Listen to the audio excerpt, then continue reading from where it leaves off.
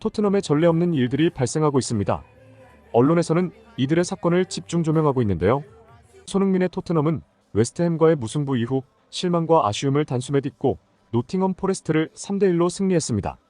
이날 경기에서 득점에 실패했지만 손흥민은 미키 반더벤의 역전골을 어시스트로 두각을 드러냈는데, 손흥민은 현재까지 9개의 어시스트를 기록하며 올 시즌 도움왕 경쟁에 나설 것으로 전해졌습니다.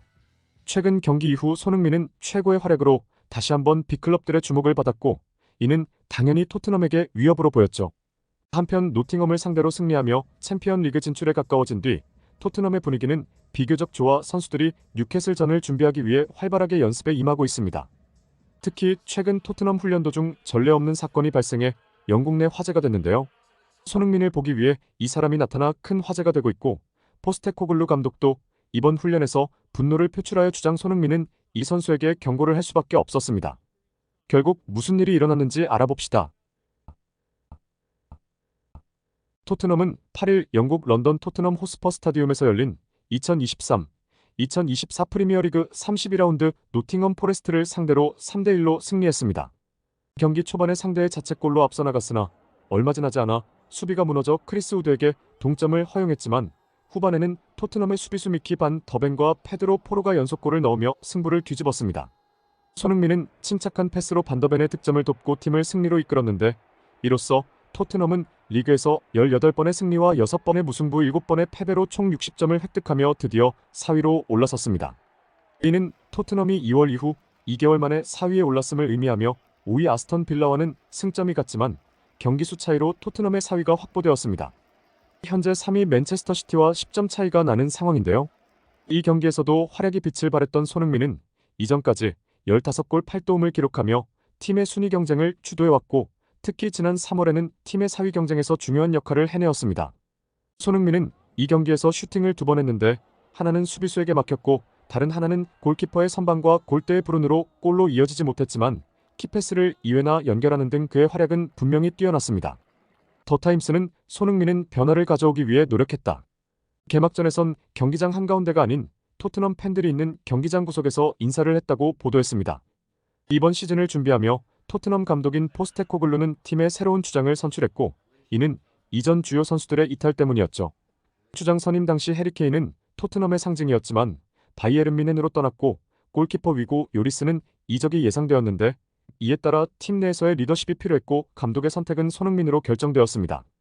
포스테코글루 감독은 손흥민은 경기장 안팎에서 탁월한 리더십을 보여주고 있다. 우리의 새로운 주장으로 이상적이다. 손흥민은 세계적인 선수로 팀 내에서도 존경받고 있다고 주장을 선출한 이유를 설명했습니다.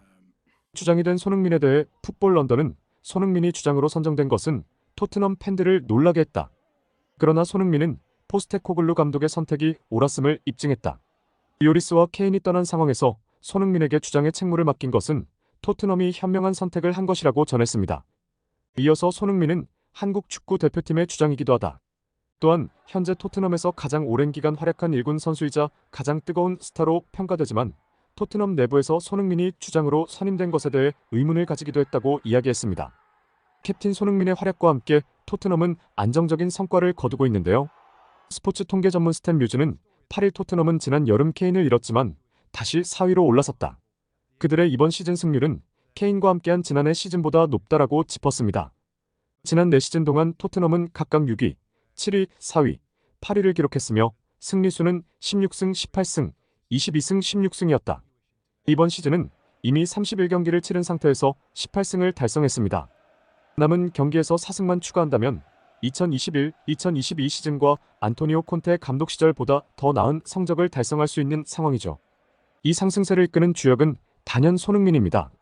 그는 올해 들어서만 8경기에서 3골과 4도움을 기록했고, 현재 시즌의 누적 기록은 15골과 9도움이지만 후반기에서 그의 활약은 더욱 두드러지고 있습니다. 손흥민이 30대임에도 불구하고 전 세계 수많은 빅클럽들의 주목을 받은 이유는 강인한 플레이와 인상적인 성적 때문입니다. 이 때문에 토트넘은 올 시즌이 끝나기 전 손흥민과의 재계약을 적극적으로 추진하고 있는데요. 최근 토트넘 선수들은 뉴캐슬전을 준비하기 위해 연습에 복귀했고 승리하여 4위를 유지하는 것이 목표입니다. 그러나 일부 토트넘 선수들은 부진한 활약으로 비난을 받으며 선발 라인업에서 제외될 위기에 처해 있는데요. 최근 훈련 중 클루셉스키와 메디슨의 피상적인 훈련 태도로 인해 포스테코글로 감독은 극도로 화를 냈고 훈련이 중단되기도 했습니다. 주장 손흥민과 감독은 피상적인 훈련 태도가 팀에 영향을 미친 두 선수와 사적인 대화를 나누며 그들이 왜 그렇게 우울해졌는지 알아보았는데, 클루셉스키와 메디슨 모두 최근 경기에서 풀타임으로 뛰지 못했고 팀에 큰 기여를 하지도 못했습니다. 손흥민은 최근 경기에서 메디슨의 폭력적인 행동을 경고하기도 했는데요. 메디슨은 전반 종료 직전 노팅엄의 미드필더 라이언 예이츠와 경합 상황에서 그의 복부를 주먹으로 타격했고 예이츠는 즉시 고통을 호소하며 그라운드에 넘어졌습니다. 예이츠가 넘어지자 주심은 즉시 비디오 판독을 활용하여 퇴장 여부를 결정했으며 메디슨에 경고를 주며 사건은 종결되었다. 이 장면을 두고 전 축구 선수이자 축구 전문가로 활동 중인 머피는 놀라움을 감출 수 없었습니다. 매치 오브 더 데이 방송에 출연한 머피는 나는 그를 변호할 수 없다. 이것은 굉장히 명백한 상황이다. 퇴장이 필요하다. 퇴장하지 않았던 이유는 메디슨 때문이다. VAR 결정은 매우 실망스러웠다.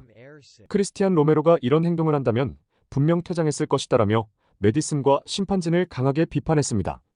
손흥민은 부주장을 맡고 있는 메디슨이 팀에 영향을 미치지 않도록 모든 행동에 좀 더 신중했어야 했다고 경고했습니다. 실제로 메디슨이 레드카드를 받고 퇴장당했다면 토트넘은 아마 패했을 것이죠. 한편 이번 훈련 도중 예상치 못한 상황이 발생해 선수들과 코칭 스태프 모두를 당황하게 만들었습니다. 다니엘 레비 회장이 토트넘의 훈련을 직접 관람했고 그의 진짜 목적은 손흥민을 만나는 것임을 모두가 깨달았는데, 레비 회장은 다른 구단들이 매우 매력적인 계약으로 손흥민을 영입하려고 노력하는 동안 가만히 있을 수가 없고 더 이상 계약 연장을 미룰 수 없다고 판단해 손흥민을 직접 만나 설득하기로 했습니다. 하지만 손흥민 측은 아직 시즌 종료 후 토트넘과의 계약 연장에 대해 명확한 피드백을 내놓지 않고 있는데요. 현재 토트넘에서 손흥민의 상황은 예상만큼 좋지 않고 많은 축구 전문가들은 손흥민이 최근 경기에서 팀원들로부터 적절한 지원을 받지 못해 이상할 정도로 절망적인 모습을 보였다고 지적했습니다. 반면 자신의 골을 찾기보다는 팀원들이 득점할 수 있는 기회를 만들어주려고 노력했는데 히샬리송이 부상을 당해 손흥민이 최전방 공격수로 계속 출전했지만 윙에서 가장 잘 뛰는 것은 부정할 수 없죠. 많은 골을 넣을 수 있다는 것에 비해 손흥민이 공격수로 뛸 때 하는 역할은 상대 수비수들을 유인하는 것입니다. 팬들이 손흥민이 우승 트로피를 들어올릴 수 있는 빅클럽으로 이적하길 바라는 이유입니다. 앞으로도 손흥민 선수의 남은 경기도 많은 응원 부탁드리며 토트넘의 챔피언스리그 진출을 계속 응원하겠습니다. 이상으로 오늘의 소식을 마치도록 하겠습니다. 구독과 좋아요 눌러주세요. 댓글창은 항상 열려있으니 많은 댓글 남겨주세요. 끝까지 시청해주셔서 감사합니다.